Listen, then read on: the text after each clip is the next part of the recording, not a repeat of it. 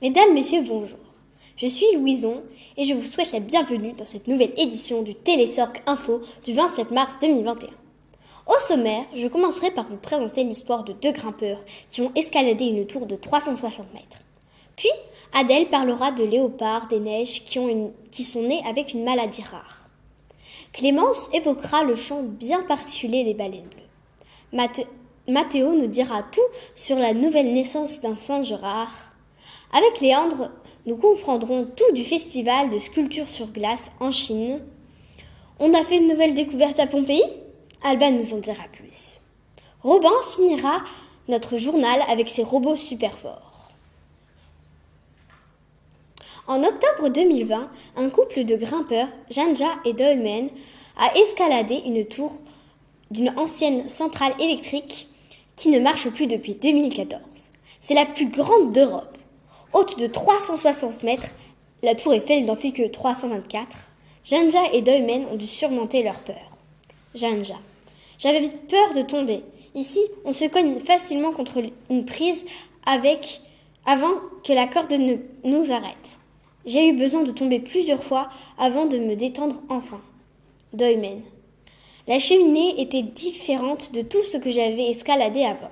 J'avais une forte peur de l'inconnu. Mais je me suis vite liée d'amitié avec la paroi. C'était vraiment beau.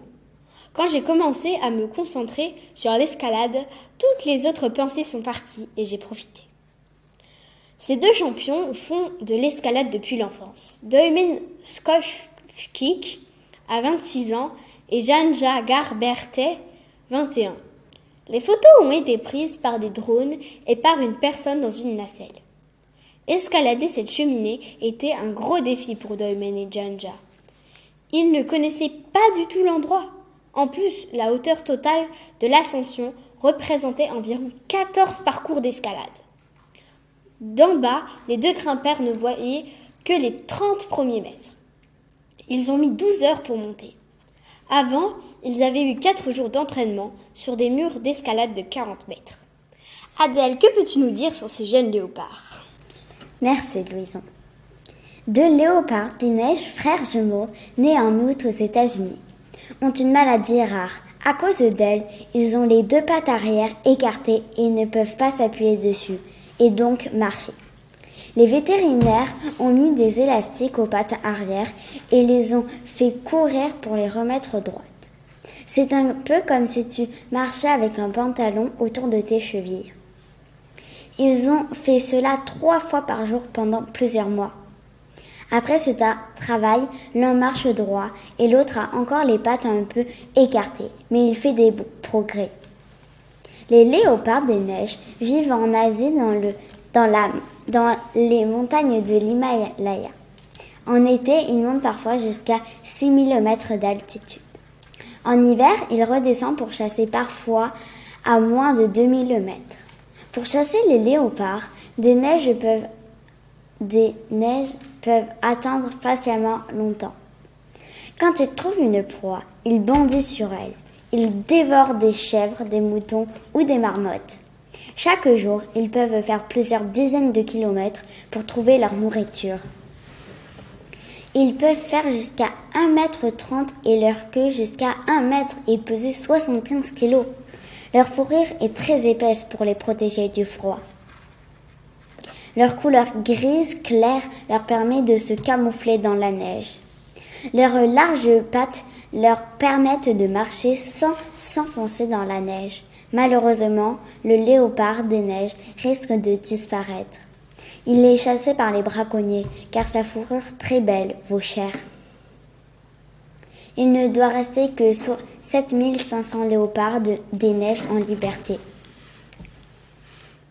Merci Adèle, nous sommes rassurés pour ces petits léopards des neiges. Clémence, que peux-tu nous dire sur le chant des baleines bleues ? Il y a 4 populations de baleines bleues.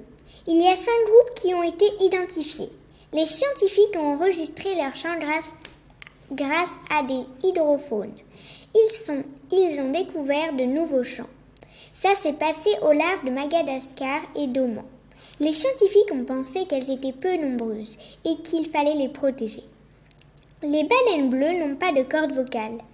Leur chant leur permet de s'orienter et de communiquer. Les baleines bleues sont les plus gros animaux du monde. Chaque espèce produit des styles de chant différents. Pour les écouter, les scientifiques utilisent des micro-marins. Ensuite, ils récupèrent un sonogramme sur leur ordinateur. Merci Clémence.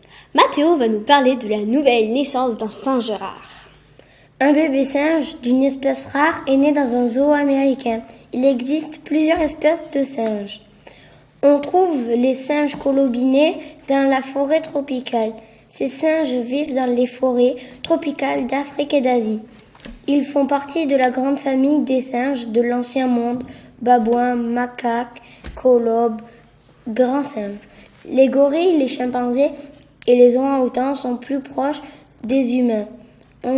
On les oppose aux singes du Nouveau Monde, c'est-à-dire les singes qu'on trouve en Amérique, ouistiti, tamarin, sapajou, hurleur. Ce sont des singes arboricoles. Ils vivent sur les arbres, ils se nourrissent de feuilles, de fruits. Un bébé singe colobiné est né dans un zoo américain à Philadelphie. Il s'appelle Kibo. Le nom du singe vient d'un mot vietnamien voulant dire précieux. C'est une fille. Mais elle a eu un problème. Sa mère, Mei Mei, ne l'a pas nourrie. Donc les soigneurs du parc s'en ont occupé. Après quelques jours, Mei Mei, encouragée par sa sœur Ling, a accepté de nourrir son bébé. Maintenant, Kibo et Mei Mei vivent ensemble. Elles vont bien. Merci Mathéo. Léandre va tout nous dire sur le festival de sculpture sur glace. Merci. Le festival a été créé en 1963. Cette ville de glace est située en Chine, plus précisément dans la ville de Harbin. Le nord de la Chine est une région au climat polaire. Dans cette ville de glace, il y a des sculptures créées avec des blocs de glace récoltés sur la rivière gelée voisine. Ces sculptures sont appelées les lanternes de glace car elles sont éclairées par des LED. Les LED sont des ampoules qui restent froides et qui sont peu gourmandes en électricité. Le soir, les illuminations changent de couleur, d'intensité. La Covid a empêché beaucoup de choses.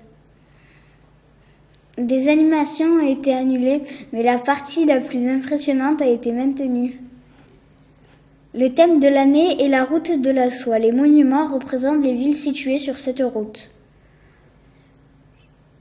Le festival est organisé en automne jusqu'à fin février, mais cette glace fondra au printemps. Merci Léandre. Alors Alban, il mangeait des fast-food à Pompéi? Merci Louise. Non, en fait c'est un peu plus compliqué que ça.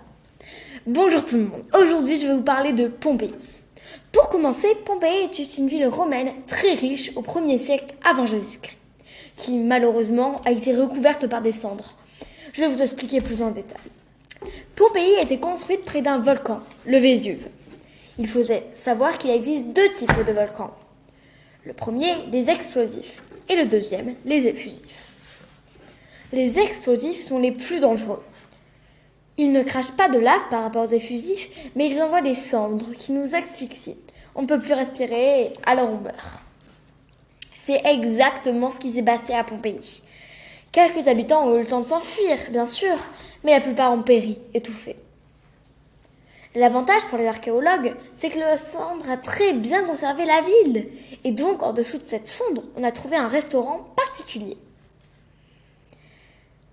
Une sorte de fast-food qui vendait à emporter. Devant le restaurant, il y avait une sorte de comptoir avec des trous pour mettre les amphores et servir chaud aux clients. Nous pouvons donc dire que les fast-foods existent depuis 2000 ans. J'espère que vous avez appris des choses. Merci Alban. Nous finissons ce journal avec les robots super forts de Robin. Fondée en 1992, Boston Dynamics est une entreprise de fabrication de robots aux États-Unis qui a publié une vidéo montrant ses robots stars en train d'exécuter un ballet époustouflant. Ces créations sont célèbres et certaines sont vendues dans le monde entier.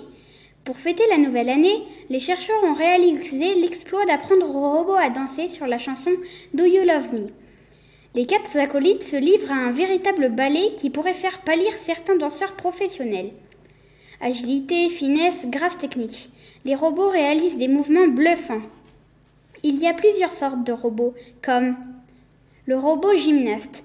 C'est un robot humanoïde qui peut courir, sauter sur un pied, bondir et même faire le poirier.